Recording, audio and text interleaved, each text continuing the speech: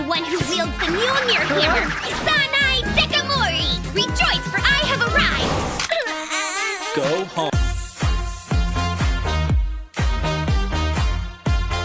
Hello. Now, I want to start off with saying that in my early stages of becoming a weeaboo, I was stuck to whatever I could find on the website known as Netflix. And considering that this is the first real anime I've ever watched on this website besides 7 Deadly Sins, I'm gonna take this video a bit more seriously than my recent videos on this YouTube channel. Oh, and I feel like I shouldn't have to say this, but there will be many spoilers ahead, so, if you plan on watching this anime yourself, then please watch season 1 and you're pretty much golden after that. Now, when it came to it, I repeatedly kept seeing this anime in my Netflix list, and during the time I wasn't interested in the romance anime genre at all. But after many failed attempts to dodge seeing this show, I ultimately succumbed to my curiosity and decided to watch the first few episodes of it. And to be honest, at first I didn't really find it that entertaining, but after getting through half of the show and seeing the story evolve, made me realize how much of a true gem of an anime this actually was, and how there is so much more to it than the first half lets on. This is my anime analysis of Love, Chunibyo, and Other Delusions, and how the show single-handedly pulled me into my favorite genre of anime that I enjoy to this day. The main character of our anime is a dude named Yuta Tagashi, and during middle school he had a case of chunibyo, which is defined as second-year syndrome, and how one of its side effects is causing people to believe that they have some sort of magical powers and act out as so. And our boy Yuta was very deep into this disease, and now going to his first year of high school is trying desperately to hide his horrible past from everybody. That is, until he meets a girl named Rika Takanashi, a chunibyo herself that is hell-bent on dragging Yuta back into his delusional ways. Now these two are more connected than is let on in the early episodes, but I'll get into that later in the video. As well as this, we have other characters that are loosely connected to each other, such as Shinka Nibutani, a former chunibyo who tried to hide her past with the illusion that she is a pure upbeat perfectionist, or Dekamori Sanai, a middle schooler who has been converted into a chunibyo by Rika and looks up to Rika as her master and follows her into her fantasy stories, and Kumin Sayuri, who is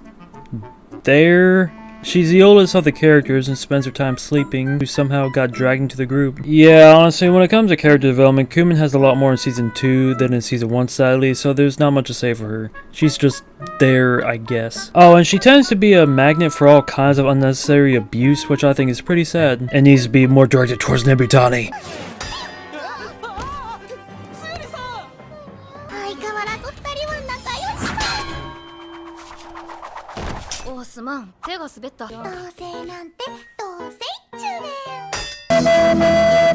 As the episodes go on, we get to learn more about these characters and what makes them the way they are. Each one has their own set of ups and downs, but as the series gains traction and Yuta and Rika grow closer together as a couple, the group works together to help out in getting them even closer, since Rika is unable to understand her feelings for Yuta, and Yuta being an absolute idiot when it comes to saying what is on his mind. As well as this, all the voice actors for these characters deliver their lines very well and perfectly fit the personality they're trying to act as. And pretty much same goes for the dub. A lot of people actually don't really like Rika's voice for the dub, but I think it fits perfectly well for personality, of course. We dubs are few and far in between, but hey, we will live on. Now, in terms of animation, this show is very vibrant with its beautiful bright color palette and lighting effects that works well with the upbeat feeling in the story of the anime. Whenever Rika is transported to her make-believe world and is engaged in some sort of combat, choreography and fluid animation that is presented to us puts most shonen-oriented anime to shame. But with the most recent season of 7 Deadly Sins, I guess there ain't much competition to begin with anyways. And the ups for this anime doesn't really stop there. With Kyoto Animations on the rings for producing this anime, they wouldn't settle for any boring average music, and that they didn't. The musical scores fit well most of the time, besides songs tending to be used more than they really need to, but I guess it just comes down to what you find excessive or not. Everything from the background music to the intro and outro song honestly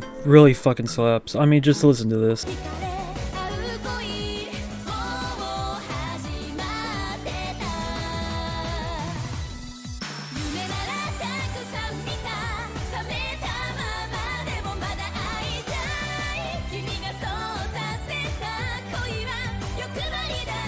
Yeah, try not to bust some of those good old foot tapping moves while listening to this shit, am I right? And now is where I get into more of the important parts of the analysis. The story revolves around Yuta and Rika and their journey to becoming boyfriend and girlfriend, with their many chunibyo tendencies and social inadequacies acting as an obstacle for them as they get closer together. And after some big events that happen in between episodes 9 and 12, they both eventually overcome their troubles and establish themselves as a couple. But then season 2 comes around and pretty much backtracks all of the character development that we had concluded in season 1 with a new girl who I don't care enough to name, comes in and acts as a new unnecessary obstacle for our heroes to overcome. Now, I'm not saying season 2 is bad in any way, but I would simply put it that it is unnecessary. Besides adding character development to our other characters like Nibutani and Dekamori becoming close together, or Kumi finally having any sort of character development at all, this second season adds almost no real addition to Yuta and Rika's relationship status behind going from pinky holding to hand holding.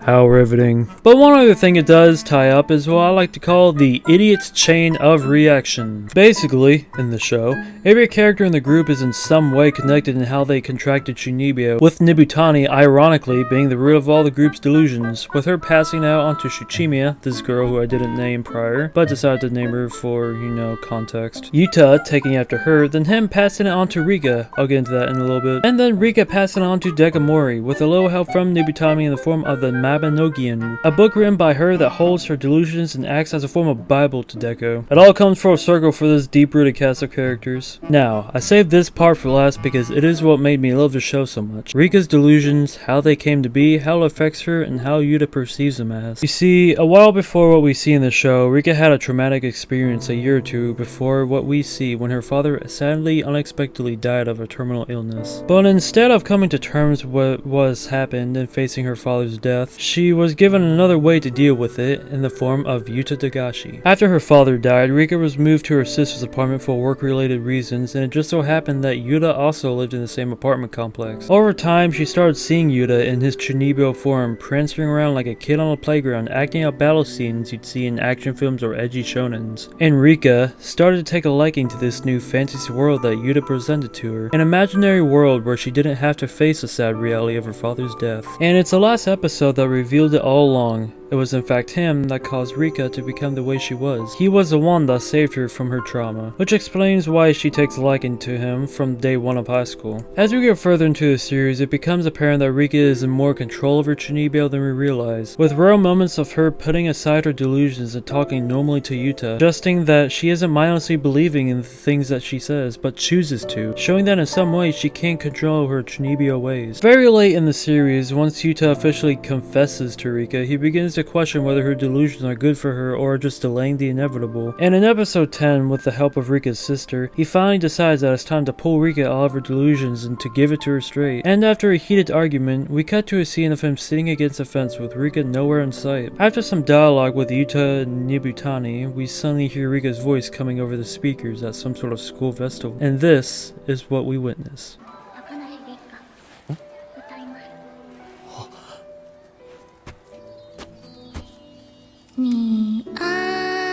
何やってんだあいつ。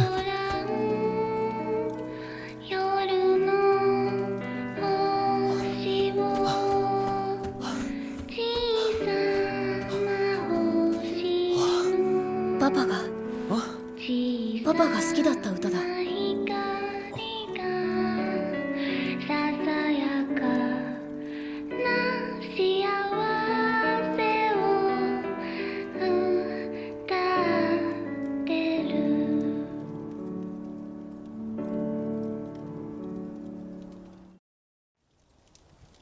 一年4組高梨立花さんでした。どうもありがとうございました。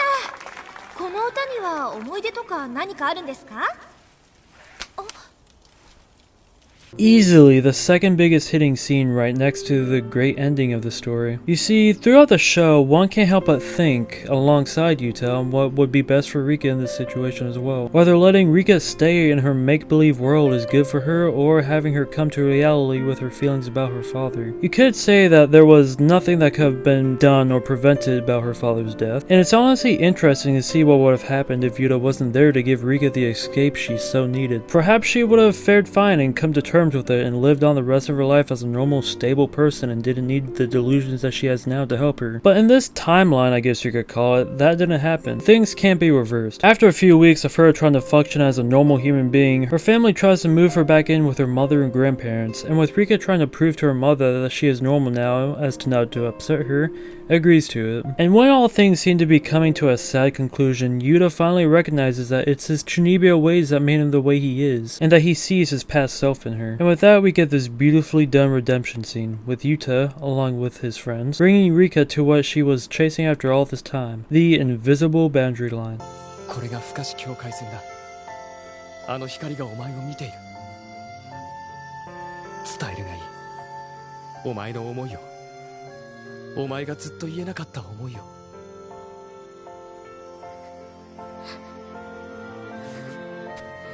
さよなら。